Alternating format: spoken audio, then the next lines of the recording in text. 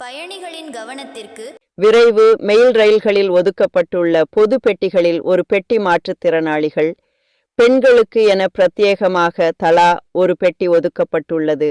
ஆனால் இந்த பெட்டி இருக்கைகளில் மற்ற பயணிகள் ஆக்கிரமிப்பதாக புகார் வருகின்றன. இந்த புகார்களை தொடர்ந்து அனைத்து ரயில்வே மண்டலங்களிலும் ரயில்வே வாரியம் நடவடிக்கை எடுத்து வருகிறது.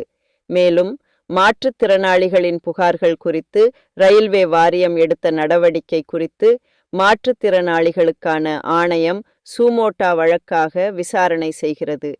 இதற்கிடையே அனைத்து ரயில்வே மண்டலங்களிலும் ரயில்களில் மே 27ஆம் தேதி முதல் ஜூன் 7ஆம் தேதி வரை சிறப்பு சோதனை நடத்த ரயில்வே வாரியம் உத்தரவிட்டுள்ளது.